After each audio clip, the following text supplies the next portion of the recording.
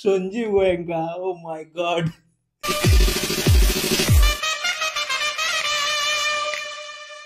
সঞ্জীব গোয়েঙ্কার অপশনটা মনে আছে?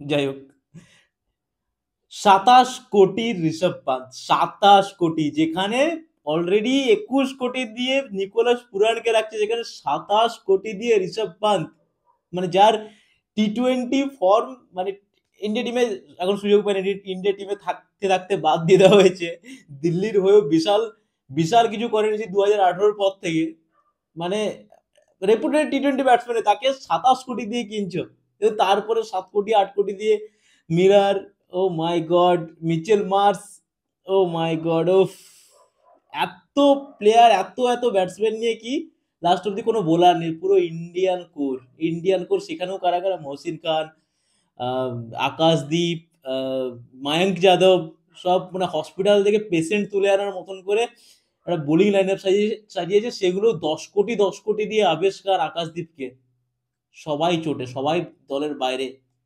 শার্দুল ঠাকুরকে ফিরিয়ে আনতে হলো। যখন যখন অপশন হয়েছিল তখনই আমি বলে দিয়েছিলাম, মানে আমরা সবাই বলে দিয়েছিলাম যে এরা মারাবে, সিরিয়াসলি মারাবে, কারণ কিচ্ছু নেই বোলিংটাতে, ঠিক আছে, ইন্ডিয়ান পুরো কোর নিয়ে বসে আছে, পুরো হসপিটালে বানিয়ে রেখে দিয়েছে। আর এক্স্যাক্টলি সেই জিনিসটা হলো, যখন ব্যাট করতে এসছে, আমি তো ভেবেছিলাম ঋষভ পান্ত এবার ওপেন করবে, কারণ যা ব্যাটিং লাইন আপ আছে, মাঝখানে তিনটে পরপর lefty, Nicholas Pooran, Rishabh Pant, David Miller, মাঝখানে পরপর তিনটে লেফটি রাখার কোনো মানে হয় না। আমি ভেবেছিলাম ঋষভ পান্ত এবারে ওপেন করবে আর ফ্রি ফ্লোয়িং খেলবে, কারণ ঋষভ পান্তের যে টি-20 খেলার ধরন আমরা ওয়ার্ল্ড কাপেও দেখেছি যে স্পিনার এগেনস্টে যথেষ্ট দুর্বল। হ্যাঁ, জোরে ব্যাট চালালে ভাই, ব্যাটে কানেক্ট হলে ছয় হবেই, তার মাঝখানে কত যে মিস হিট করে সেটা আপনারা আশা করি সবাই দেখে থাকবেন, আমি ভাঙ বকছি না, সিরিয়াসলি।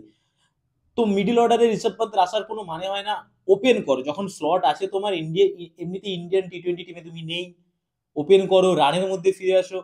ঈশান কিষান ভালো পারফরমেন্স দিচ্ছে অলরেডি, টিমের মধ্যে আমাদের সঞ্জু স্যামসন আছে, কে রাহুল হয়তো ওয়ান ডাউনই খেলবে, ঠিক আছে। তো টপ অর্ডারে যখন এতগুলো উইকেট কিপার খেলছে এবং ইন্ডিয়া টিমের টপ অর্ডার দরকার, মিডল অর্ডারে এখন প্রচুর ব্যাটসম্যান আছে, তো তুমি কেন নিজেকে এমনিতেই এক্সপোজ করছো মাঝখানে এসে, ঠিক না? আজকে এসছে মিডিলে, পুরো খেলাটা ঝুলিয়ে দিয়ে নিজে আউট হয়ে চলে গেল, মোমেন্টাম যেখানে 250 হওয়ার কথা সেখানে 210 রান, সেটাও শেষের দিকে গিয়ে মিলার একটু মারার জন্য হয়েছে। যাই হোক, তো যখন মিচেল মার্স আর মার্কার ওপেন করতে এসছে, ঝড় তুখোড় তুখোড় ভাবে শুরু করেছে একটা, মানে মিচেল মার্সকে তো থামানো যাচ্ছে না ভাই, শর্ট বল করলে বাউন্ডারির বাইরে, মাথার উপর দিয়ে বল করলে ওয়াইড, নিচে বল করলে বাউন্ডারির বাইরে, মানে দিল্লির বোলাররা খুঁজে পাচ্ছে না যে কোথায় বল করবে। আউট হলো মার্কারাম, এলো পুরান, মাই গড, ফাক ফাক ফাক। অক্ষর প্যাটেল শুরুতেই চাইছিল যতক্ষণ না পুরান পান্ত আসছে তার আগে নিজের কোটাগুলো শেষ করে দিতে, বাট পুরান একবার চলে আসার পর বলের ধারে কাছে যেতে পারেনি, কাকে দিয়ে বল করাচ্ছে? ট্রিস্টান স্টাবসকে, ভাবুন একবার। অক্ষর প্যাটেল ট্রিস্টান স্টাবসকে বল দিয়েছে কার এগেনস্টে? নিকোলাস পুরানের এগেনস্টে, পেঁ দিয়ে লাল করে দিয়েছে, 4টা 6, 1টা 4, এক ওভারে। কুলদীপ যাদব কি করতে আছে? কুলদীপ যাদব কি করতে আছে? Kuldeep Yadav Chinaman, world class Chinaman bowler, তুমি তাকে বল না দিয়ে তুমি ওই পরিস্থিতিতে ওই জায়গায় নিকোলাস পুরানের সামনে ক্রিস্টাল স্টাবসকে বল দিয়ে কি কি এক্সপেক্ট করছে যে নিকোলাস পুরান মিসহিট করবে?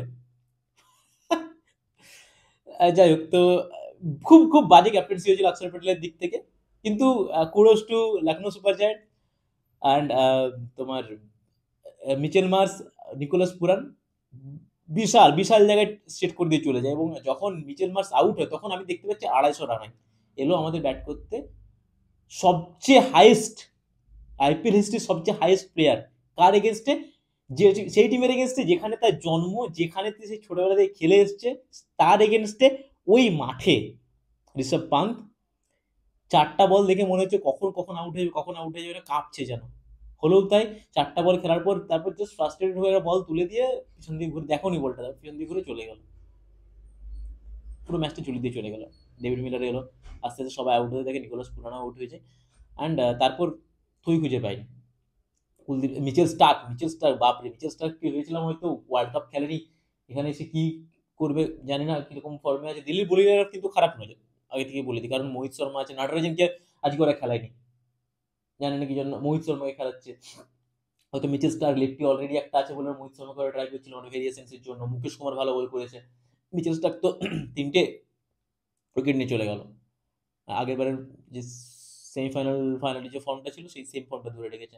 তো মিচেল স্টার্কের জন্য রানটা একটু থেমে যায় শেষের দিকে, আবার ডেভিড মিলার জন্য হালকা করে গিয়ে 210-এ আটকে যায়। এবারে যখন দিল্লি ব্যাট করতে আসে, দিল্লিতে আজকে কে এল রাহুল খেলেনি। কে এল রাহুলের কংগ্রাচুলেশন টু কে এল রাহুল, কে এল রাহুলের মেয়ে হয়েছে। তো কে এল রাহুল কোনো টিমের বাপ না হলেও, মানে আরসিবি আরসিবি বাদ দিয়ে, সরি আরসিবি বাদ দিয়ে এখন আরো একজনের বাপ কে এল রাহুল, পরের ম্যাচ থেকে ফিরবে। যাই হোক, তো কে এল রাহুলের জন্য একটা সুসংবাদ যে তার টিম জিতে শুরু করেছে এবার সিজনটা, তো এসে একটা ভালোই বুস্ট হয়ে যায়। তো কে এল রাহুল না থাকায় ম্যাকগার্কার ফাফ ওপেন করতে নামে, অ্যান্ড তারাও যথেষ্ট ভালোভাবে স্টার্ট করে, উইকেট টুইকেট হারিয়ে। যে আসছে সব আউট হয়ে যাচ্ছে, 50 না 60 রানে 5টা উইকেট পেয়ে যায়। And তারপরে আমি ভেবে নিয়েছি এরা এরা হয়তো 105-10 রানে অল আউট হয়ে যাবে। কিছু করার নেই, কারণ আর কে আছে, সবাই আসছে আউট হয়ে চলে যাচ্ছে। আকসেপ্টেবল একটু এসে মারার চেষ্টা করলো, ফাপ একটু মারার চেষ্টা করলো, and তারপর আকসেপ্টেবল আউট হয়ে যায়, ফাপ আউট হয়ে যায়।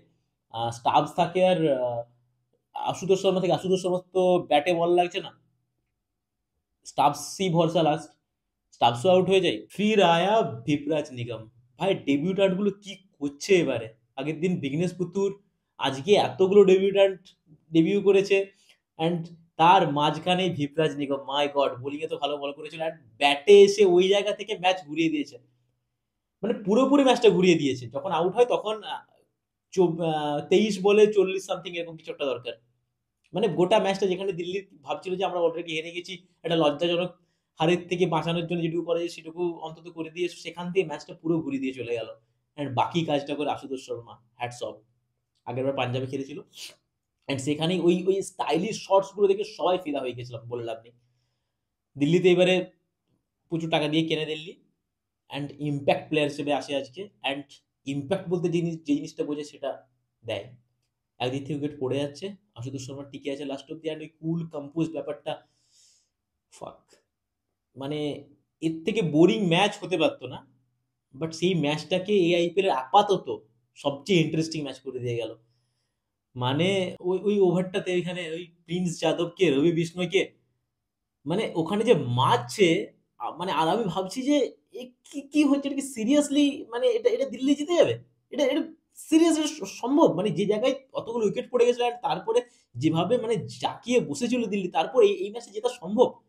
ও মাই গড! অ্যান্ড অসাধারণ। এইগুলো তো দেখতে ভালো লাগে আইপিএল, নতুন নতুন প্লেয়ার আসবে, মানে নাম করা প্লেয়ার নয়, নতুন নতুন প্লেয়ারগুলো যারা উঠবে, যাদের উপরে আমরা ভরসা, যে প্লেয়ারগুলোকে আমরা বুঝতে পারি যে এর এর ভালো খেলার পোটেনশিয়াল আছে, and তারা পারফর্ম করবে। এটাই তো আইপিএল এর অ্যাকচুয়ালি মানে নীতি হওয়া উচিত, বা আইপিএল থেকে এটাই তো আমরা কামনা করি, যে নতুন নতুন প্লেয়ারদের জন্ম দাও তোমরা। তো আজকে সেই সেই জিনিসগুলোই দেখছিলাম, অ্যান্ড আশা করছি এই পুরো সিজনটা জুড়ে আশুতোষ শর্মা এইরকম একটা ইম্প্যাক্ট দেবে, অ্যান্ড ইন্ডিয়ার জন্য খেলবে। আগের বার পাঞ্জাবে দেখেছিলাম শশাঙ্ক সিং আর আশুতোষ শর্মা কি না কি করেছিল ওই ওই টিমটার মধ্যেও, অ্যান্ড দিল্লিতেও আমরা ওই জিনিসটা দেখতে পাচ্ছি। মাই গড! অ্যান্ড লাস্ট ওভারে আসে শাহবাজ আহমদকে বল দিতে হয়, অ্যান্ড মোহিত শর্মা ফার্স্ট ওভারই, ফার্স্ট বলটাতে মোহিত শর্মার স্ট্যাম্পিং মিস করে ঋষভ পান্ত। আমি বলছি সিরিয়াসলি, আজকে ড্রেসিং রুমে যাবে আর সঞ্জীব গোয়েঙ্কা বসে থাকবে, সঞ্জীব গোয়েঙ্কার সামনে মুখ দেখাতে পারবে না ঋষভ পান্ত, বলবে স্যার মানে what can I do, Sanjiv Goenka একটাই ইশারা করবে। যাই হোক, মানে horrible day for Rishabh Pant, horrible day. যাই হোক, পরের বলটাতে মোহিত শর্মা একটা সিঙ্গেল নেয় না, লাস্টে আশুতোষ শর্মা এবার ওয়েটও করেনি, 6, ফিনিশ, ম্যাচ ফিনিশ। এই ম্যাচটাকেও লখনৌ হারতে হচ্ছে, মানে 210 রান করার পরেও, 60-65 রানে 5টা উইকেট ফেলে দেওয়ার পরেও ম্যাচ হারছে। সঞ্জীব গোয়েঙ্কা নমস্কার, আইপিএল অকশনটা দিয়ে ফিরে দেখেন একবার, এত হিউজ টাকা দিয়ে। মানে আমি জানি যে এই টিমটা ক্ষমতা রাখে 300 রান করারও। যেদিন Rishabh Pant, Nicholas Pooran, Mitchell Marsh দাঁড়িয়ে যাবে, যেদিন তিনজনও কি আউট হবে না, সেদিন 300 রান এরাও করে দিতে পারে, বাট তারপর 300 রান তো তুমিও খাবে। হ্যাঁ, এটা এটা বলিলাই না, হসপিটালের বেড, পুরো একদম ড্রেসিং রুম তো হসপিটালের মানে ওয়ার্ড করে রেখেছে এটাকে। কোনো বিদেশি কেউ নেই। সামার জোসেফ একটা আছে, বাট সেও তো সেম চোটে ভোগা প্লেয়ার। খেলিয়ে দেখো একটা ম্যাচ, আই থিঙ্ক কাকে বসাবে এখানে, বসার মতো তো কোনো জায়গা নেই।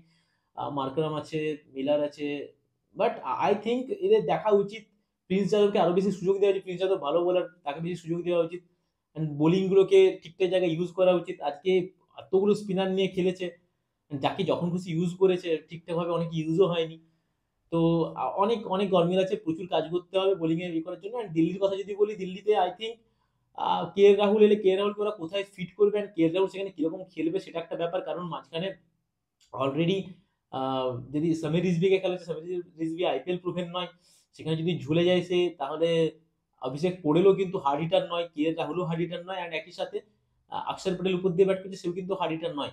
তো মাঝখানটাতে কতটা তারা আহ, নিজেদের ইমপ্রুভ করতে পারবে স্ট্রাইক রেট, সেটা একটা দেখার বিষয় হবে। আর বোলিং এ যদি বলি, দিল্লির বোলিং লাইন আপ খুবই ভালো, খুব মিক্সড একটা বোলিং লাইন আপ।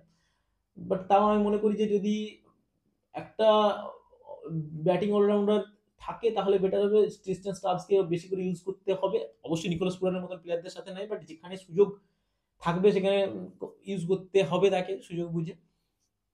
বাট ওই আর কি, আজকে দিল্লি জিতে গেল, একটা সময় খুবই খারাপ অবস্থায় ছিল।